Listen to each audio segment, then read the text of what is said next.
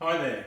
I thought I'd show you a super easy method that I got from Kamon Reynolds from Tennessee Bees on how to make sugar bricks to feed your bees over winter when it's too cold to feed syrup. As Kamon says in his video, sometimes for whatever reason when you have a large number of hives like I do, there's inevitably going to be ones that just don't have enough honey stores over winter, or possibly not enough honey stores over winter to get them through. So you need to do something.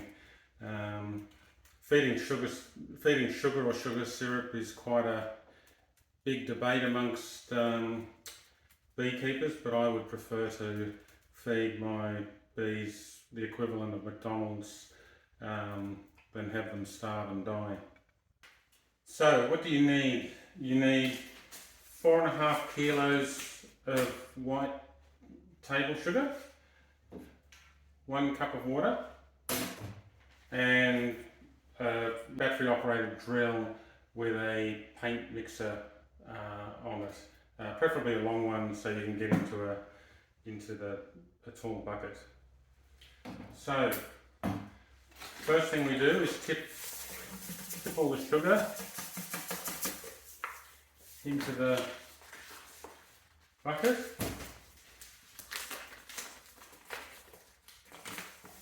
And then we add our 1 cup of water.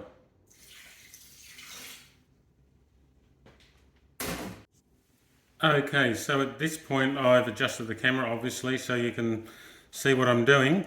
So we just basically give it a good mix with the paint stirrer.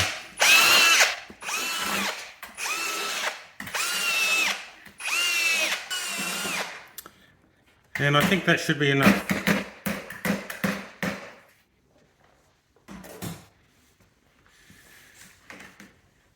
Now Kamon describes it as a bit like snow in some ways. I'm not an expert on snow, but it sort of has that consistency, just slightly damp.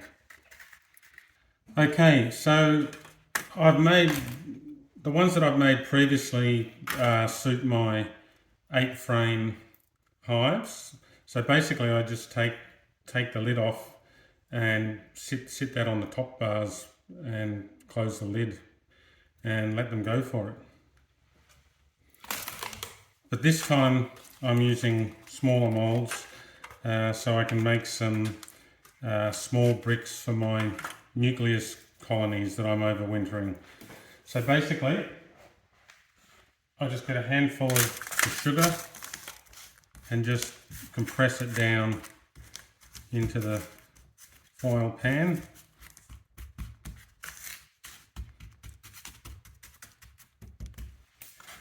Make them a bit bigger.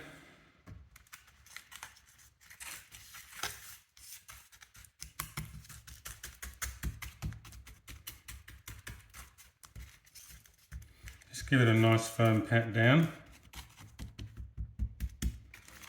I won't make them too deep because I want them to fit under my lid. So there you have it. So that's ready to put in the oven.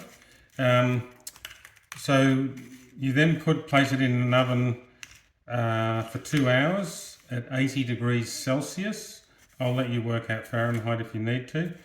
2 hours at 80 degrees Celsius, and then that will turn out to be a solid brick like this one. Thanks for watching. I hope you found it useful. A big thank you to Kamon Reynolds for showing me the method. I encourage you to check out Kamon's site at Tennessee Bees. He's certainly got some great content.